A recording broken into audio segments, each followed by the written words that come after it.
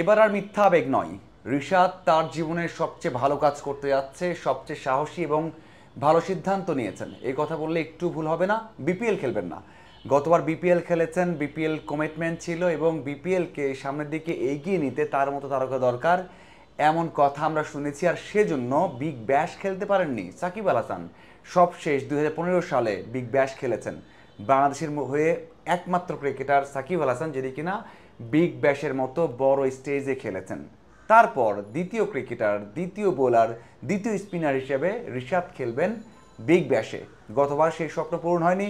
যদি খেলতে পারতেন, যদি 2টা ম্যাচ, 4টা ম্যাচ অথবা একটা ম্যাচ খেলতে পারতেন, তাহলেও কিন্তু চ্যাম্পিয়ন হতেন, কারণ তার দল হোবার্ট হ্যারিকেন্স গতবার চ্যাম্পিয়ন হয়েছে। দেখুন, রিশাদ বাংলাদেশের বর্তমান প্রেক্ষাপটে সবচেয়ে কার্যকর এবং সেরা বলার, এটা বললে ভুল হবে না। সবশেষ বিশ্বকাপ থেকে নিজেকে বদলে ফেলেছেন। বিশ্বকাপে 7 ম্যাচে 14টা উইকেট নিয়েছেন। টপ যে চার্ট ছিল সেখানেও তিনি ছিলেন।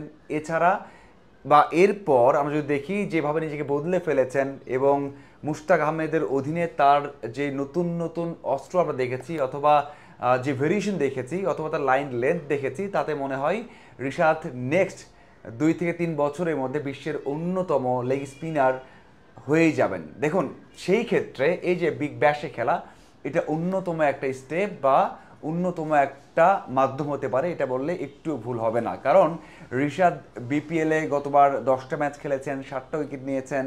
এরপর খেলেছেন পিএসএল, সেখানেও 7 ম্যাচে 10 উইকেট নিয়েছে, 12 উইকেট নিয়েছেন এবং সেখানে তার দল চ্যাম্পিয়ন হয়েছে।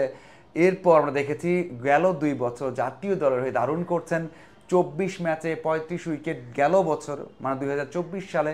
এই বছর 2025 সালে 23 ম্যাচে 29 উইকেট নিয়েছেন এবং বাংলাদেশের জয়ে অথবা টি-20তে যে সাকসেসফুল হয়েছে বাংলাদেশ দল, টানা 4টা সিরিজ জিতেছে, সেখানেও কিন্তু বড় অবদান রেখেছেন রিশাদ। কিন্তু নিজেকে ওই যে একটা স্টেপ থেকে আরেকটা স্টেপে নিয়ে যাওয়া, যখন আপনি ওয়ার্ল্ড ক্লাস হতে চাইবেন তখন আপনাকে বড় রিস্ক নিতে হবে এবং আবেগকে পেছনে ফেলে আপনাকে একেবারে কষ্টের একটা পথ নিতে হবে, যেখানে আপনি অনেক কিছু শিখবেন।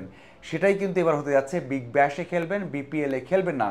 এই জন্য তাকে বিসিবিও কিন্তু এনওসি দিয়ে দিয়েছে। গতবার এনওসি পাননি, এবার বিসিবি চিন্তা করেছে যে রিশাদ যে ফর্মে রয়েছেন, যে অবস্থা রয়েছেন, তাকে অন্য স্টেপে নিতে হলে, রিশাদকে সাকিব বানাতে হলে অবশ্যই তাকে বিগ ব্যাশ অথবা যে কোনো ফ্র্যাঞ্চাইজি টুর্নামেন্টে খেলতে দিতে হবে। দেখুন, রিশাদ যে সাকিব হবে এমনটা নয়, কিন্তু বোলারের মতো তো হতে হবে। মানে এক কথায় জ্যাম্পা হোক, কুলদীপ যাদব হোক, সেখানে রাশিদ খান হোক, তাদের মতো হতে হলে, তাদের মতো সাহস অর্জন করতে হলে অথবা ম্যাচকে পরিবর্তন করার মতো যোগ্যতা অর্জন করতে হলে এমন লিগে খেলতেই হবে যেখানে রিকি পন্টিং রয়েছেন, যেখানে কোচিং স্টাফে রিকি পন্টিং থাকবেন। তার মতো বিশ্বসেরা, তার মতো একজন ক্রিকেটার থাকা মানে তো অনেক কিছু, এবং তার কাছ থেকে শেখার কিন্তু অনেক কিছু আছে। সেই কথায় রিশাদ বলেছেন যে নিজেকে অন্য লেভেলে নিতে অথবা নিজেকে আরও বেশি শক্তিশালী করতে, আরও বেশি স্কিল করতে তিনি চাইবেন রিকি পন্টিংয়ের কাছে অনেক কিছু শিখতে। দেখুন, গতবার যে আবেগটা ছিল, যে ধারণা ছিল আমাদের, সেটা বদলে গেছে এবং রিশাদ সেটা বদলে দিয়েছেন। নিজে চিন্তা করেছেন যে এখান থেকে বেরিয়ে নিজেকে আরও ভালো করতে খেলতেই হবে বিগ ব্যাশে। দেখার অপেক্ষা সেখানে রিশাদ কেমন করে। এই যে স্ট্যাটগুলো, মানে 24 সাল থেকে নিজেকে যেভাবে বদলে ফেলেছেন, সেটাকে আরও অন্য লেভেলে নিতে পারেন কিনা এবং বিগ ব্যাশ খেলে কেমন করেন সেটাই দেখার অপেক্ষা। যদি বিশ্বাস করি যে ধরনের লাইন লেন্থ দেখেছি আমরা, ভেরিয়েশন দেখেছি আমরা, সেটা কাজে লাগাতে পারলে বা সেই ধারাবাহিকতা রাখতে পারলে সেখানেও সফল হবেন। আর যদি হতে পারেন, সেখানে সফল হতে পারলে এক কথায় তার যে কনফিডেন্স তৈরি হবে, তার যে স্কিল তৈরি হবে, সেটা বাংলাদেশের জন্য অনেক বড় একটা পাওয়া হবে। আপনার কি মনে হয় রিশাদ এখন যেভাবে ধারাবাহিকভাবে পারফর্ম করছেন সেটা বিগ ব্যাশে করতে পারবেন কিনা? ওই ধরনের কঠিন কন্ডিশনে এবং একেবারেই ব্যাটিং ফ্রেন্ডলি উইকেট অথবা স্পোর্টিং উইকেটে তার এই স্পিনটা কাজে লাগবে কিনা?